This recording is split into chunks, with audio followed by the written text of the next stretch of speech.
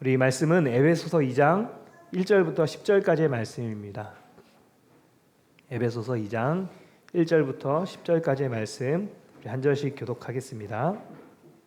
그는 허물과 죄로 죽었던 너희를 살리셨도다.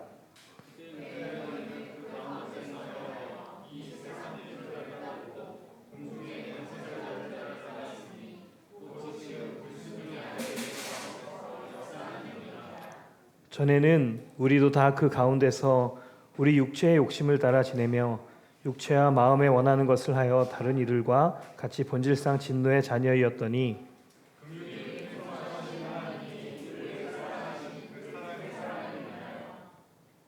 허물로 죽은 우리를 그리스도와 함께 살리셨고 너희는 은혜로 구원을 받은 것이라.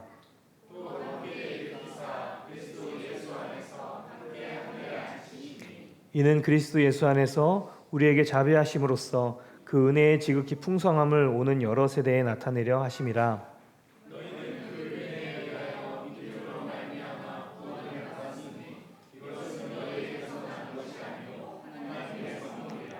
행위에서 난 것이 아니니 이는 누구든지 자랑하지 못하게 함이라. 우리는 그가 만드신 바라 그리스도 예수 안에서 선한 일을 위하여 지으심을 받은 자니 이 일은 하나님이 전에 예비하사 우리로 그 가운데서 행하게 하려 하심이니라. 아멘. 아멘. 여러분은 이 땅을 살아가시면서 최선을 다해서 살아가고 계십니까? 아마 대부분이 매일의 삶을 나름의 치열함을 가지고 살아가실 것입니다. 그런데 우리가 열심을 내며 살아가지만 그 열심이 어디를 향하고 있는 열심인지 우리는 돌아봐야 합니다. 세상 사람들도 우리처럼 열심히 살아갑니다. 어쩌면 우리보다 더 열심히 살아갈지도 모릅니다. 그런데 세상 사람들과 우리의 다른 점은 방향과 목적이 다르다는 것입니다. 제가 내비게이션을 잘 못 봐요. 아니, 입력을 잘 못하는 것 같아요. 그래서 내비게이션에 관한 이야기가 굉장히 많습니다. 이전에 선언목자교회에서 사역할 때 좀 떨어진 데로 나와 있다가 이제 교회사랑 기도의 밤이 있어서 참석하려고 이제 급하게 내비게이션을 찍고 달렸습니다. 분명 선언목자교회를 치고 열심히 달려와서 겨우겨우 도착했어요. 그런데 교회 근처에 왔는데 제가 알고 있는 주변이 아닌 거예요. 그래서 다시 내비를 봤더니 다른 지역에 있는 선한목자교회를 찍고 열심히 달려왔던 거예요. 너무 열심히 달리다 보니까 주변을 확인도 안 하고 그냥 내비게이션만 보고 무작정 달린 겁니다. 그냥 교회에 도착해야겠다는 목적만 가지고 그렇게 달렸습니다. 여러분, 그 결과가 뭔지 아십니까? 목적지를 다시 설정하고 다시 출발해야 했습니다. 여러분은 어디를 향해서 달려가고 계십니까? 정말 그 목적지가 하나님이 원하시는 제대로 된 목적지가 맞습니까? 오늘 에베소서 2장은 우리에게 말합니다.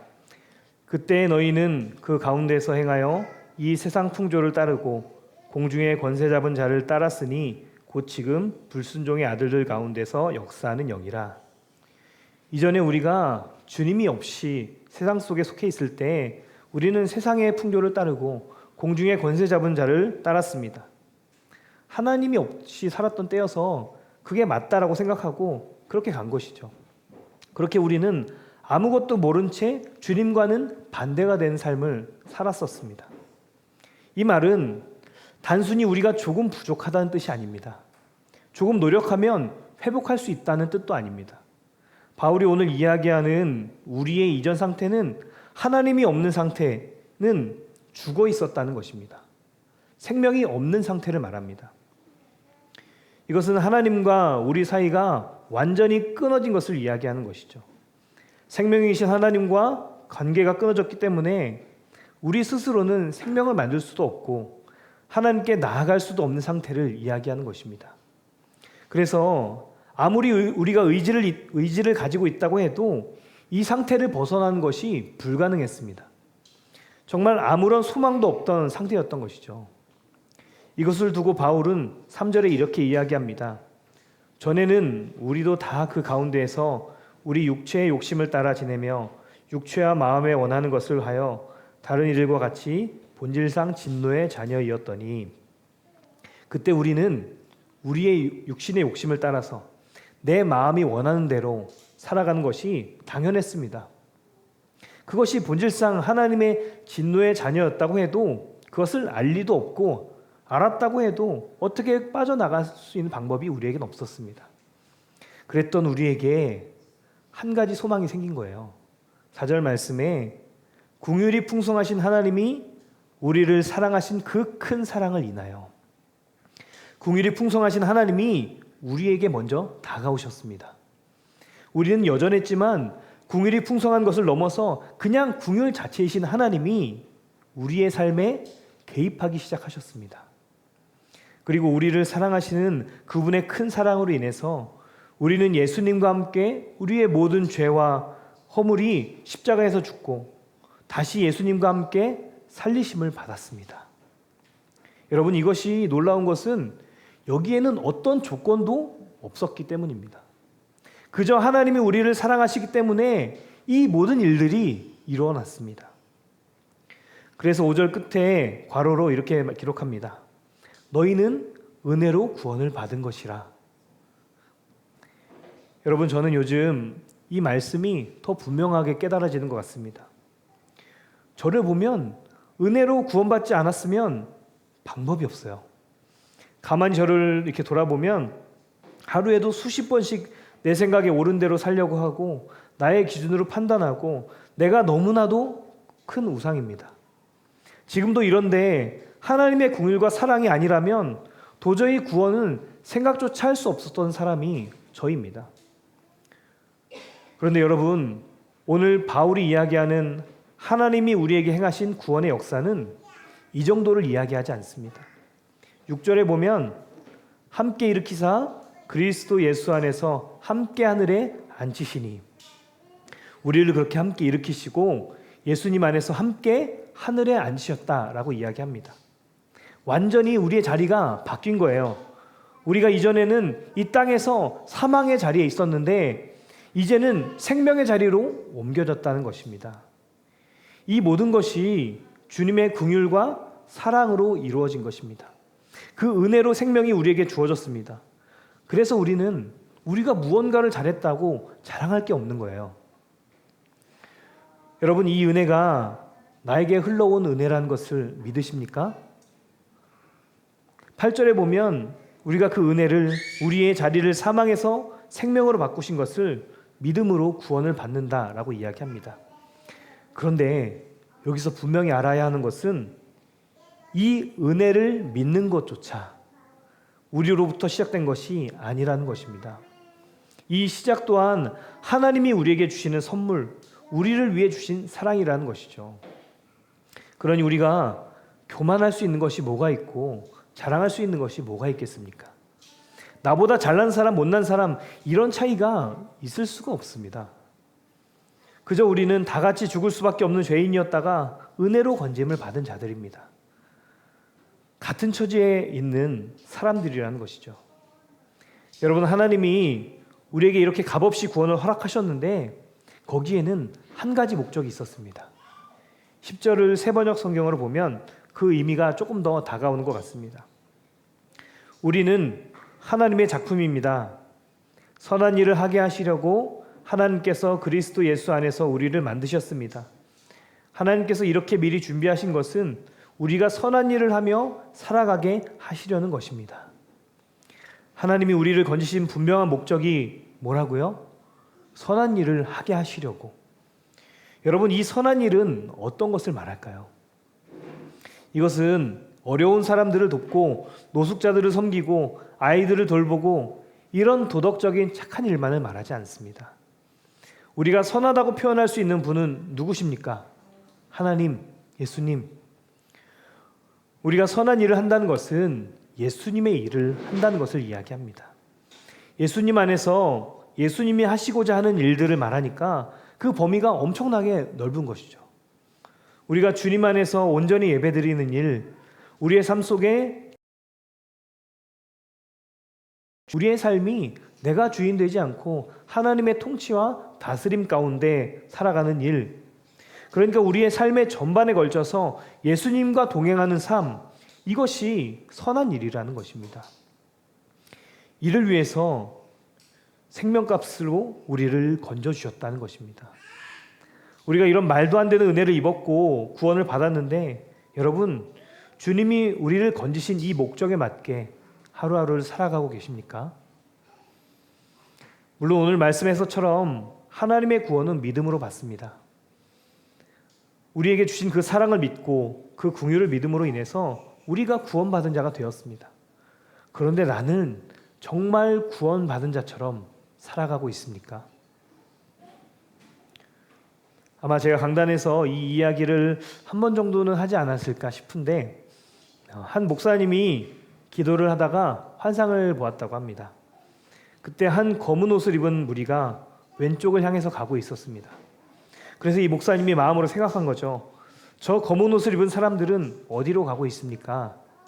그때 주시는 마음이 지옥을 향해 가는 사람들이다라고 이야기를 하시는 것입니다. 그리고 또 다른 사람들이 보이는데 그들의 숫자는 굉장히 적었습니다. 이 사람들은 아무런 얼룩이 없는 빛나는 흰 옷을 입고 있었습니다. 이들이 누군지 굳이 묻지 않아도 알 수 있었는데 그들은 천국을 향해 걸어가는 사람들이었습니다. 그 다음에 보인 사람들은 검은 옷을 입은 사람들보다 더 많은 수의 사람들이 회색 옷을 입고 왼쪽으로 가고 있었습니다. 그때 마음으로 이 사람들에 대해서 물어보니까 이 사람들은 주님을 믿지만 자신도 믿고 세상도 믿는 사람들이라는 마음을 주셨습니다. 그리고 그들도 지옥을 향해 가는 사람들이었습니다. 여러분, 분명 우리는 믿음으로 구원을 받는 것이 맞습니다. 그렇다면 우리는 구원받은 자이기 때문에 당연히 새하얀, 그래서 빛이 날 정도로 흰 옷을 입고 살아가고 계십니까? 아마 대부분은 나는 회색이지 않을까라고 생각할 것 같습니다. 그럼 우리는 구원을 받지 못한 자입니까? 여러분, 여기서 우리가 정말 중요하게 봐야 할 것은 누구도 자신의 힘으로 새하얀 옷을 입을 수 없다는 것입니다. 여기서 말하는 새하얀 옷을 입은 사람들은 죄가 없는 사람들, 실수가 없는 사람들을 말하지 않습니다. 그들은 죄가 있지만 그 죄 때문에 가슴을 치고 애통하는 사람들입니다. 그들은 실수가 있지만 그 실수 때문에 더욱 주님을 붙들고 주님께 매달리는 사람들입니다. 여러분, 우리가 아무런 죄도 없고 실수도 없는 사람은 될 수 없을지 모르겠지만 그것 때문에 가슴 아파하고 거룩하게 살아가려고 주님을 간절히 붙드는 것은 할 수 있잖아요. 여러분, 이것이 믿음으로 구원을 받은 자의 모습이라는 것입니다. 제가 해보니까 저의 결심으로 결단으로는 되지 않더라고요. 아무리 거룩을 살아가려고 해도, 아무리 죄를 짓지 않고 깨끗하게 살고 싶어도 안 되더라고요.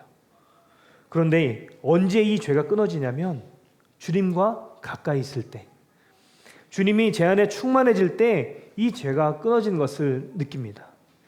아무리 죄를 멀리하려고 해도 끊어지지 않던 것이 주님을 가까이 하니까 끊어지는 것이죠.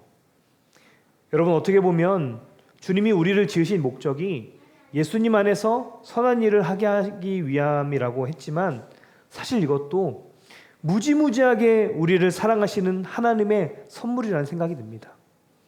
예수님 안에서 선한 일을 하면 자연히 주님과 가까워질 수밖에 없기 때문입니다. 주님께 물어야 하고 주신 말씀에 순종해야 하고 그렇게 점점 가까워지면 우리에게 어떤 일이 일어나겠습니까?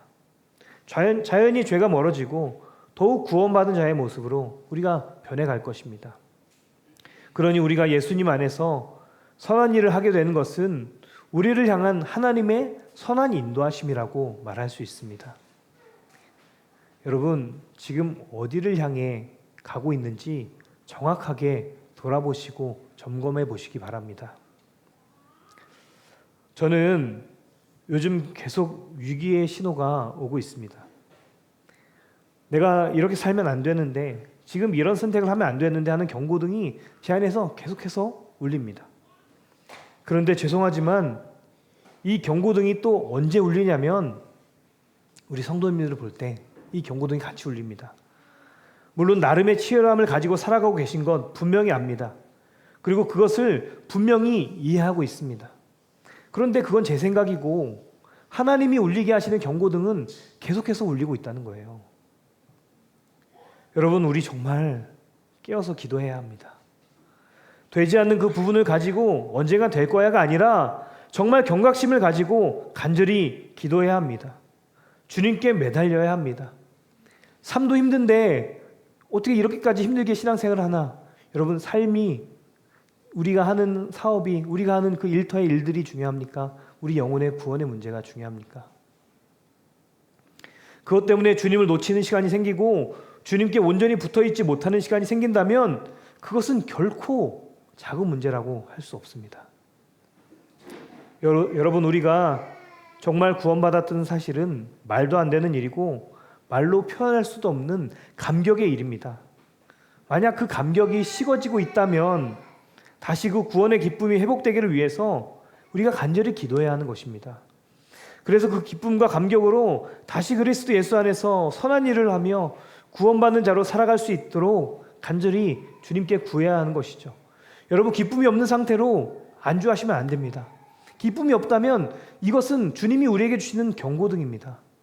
그 경고등을 사인을 받으시고 어떻게든 주님 앞에 기도의 자리로 나아가셔야 한다는 것이죠.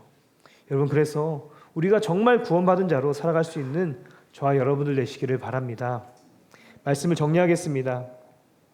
여러분, 오늘 본문을 통해서 바울이 이야기하는 것은 하나님이 죽을 수밖에 없는, 필연적으로 죽어 마땅한 우리를 그냥 내버려 두지 않고 우리의 자리까지 내려와서 생명값으로 건져내셨다는 것입니다. 우리가 약간의 가능성이 보여서가 아니라 아무런 가능성도 없는데 그저 우리를 사랑하셔서 그 사랑 때문에 우리를 구원하신 것이죠.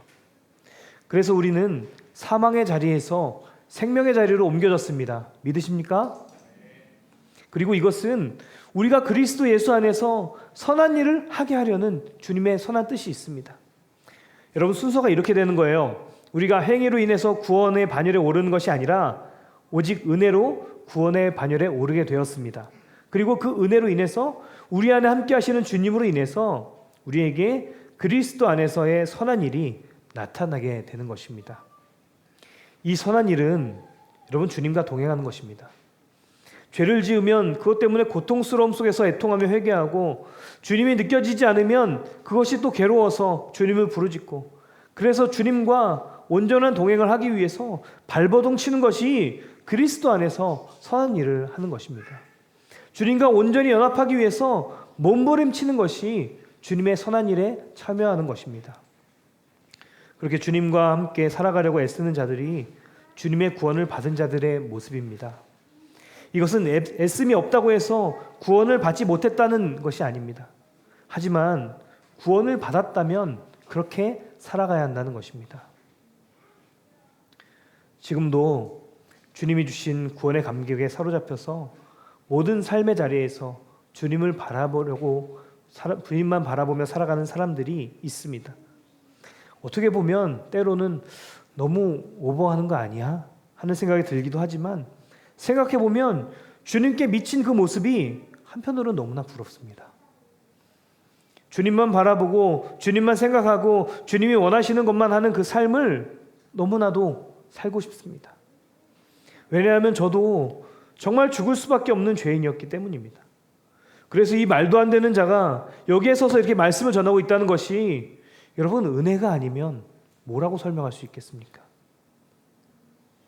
그런데도 그저 이렇게 미적지근하게 살아가는 저를 보면 너무나 답답함이 밀려옵니다. 마음의 소원과 육신에서 나타나는 모습의 이 괴리감이 너무 저를 지치게 만들고 좌절하게 만듭니다. 사실 제 안에 하나님께 사로잡힌 영은 계속해서 울부짖는 것이 느껴져요. 하나님께 가까이 나가자고, 하나님께 온전히 매달리자고, 붙어있자고 말하는데 육신의 연약함들이, 육신의 악함들이 자꾸만 저를 끌어내립니다. 여러분은 지금 이 상태로 만족하십니까? 이대로 괜찮으시겠습니까? 여러분, 우리가 깨어있기를 위해서 간절히 기도하시기 바랍니다. 우리의 삶에 구원받은 자로서의 모습이 나타날 수 있도록 더욱 주님께 매달리고 붙어있기를 주님의 이름으로 간절히 축복합니다. 우리 시간 주님 앞에 찬양하고 기도하기 원합니다. 우리는 주님의 은혜, 자비가 아니면 조금도 살아갈 수가 없습니다. 그런데도 살아간다면 그것은 우리의 어떤 경고등이 고장난 것입니다. 여러분, 우리를 돌아보시고 이 시간 주님 앞에 온전히 거할 수 있는 저와 여러분들 되시길 바랍니다. 주님은 여전히 우리를 부르고 계시고 여전히 우리를 사랑의 시선으로 바라보고 계시고 우리를 도와주실, 이끌어 가실 준비가 되어 있습니다. 이제는 내가 주님께 손을 내밀고 내가 주님께 붙어 있어야 할 때입니다. 여러분, 우리 안에 있는 이 주님 뜻대로 살아가지 못하고 있는 이 모습들을 이 시간 회개하고 주님 앞에 간절히 기도하는 은혜의 시간 되기를 바랍니다.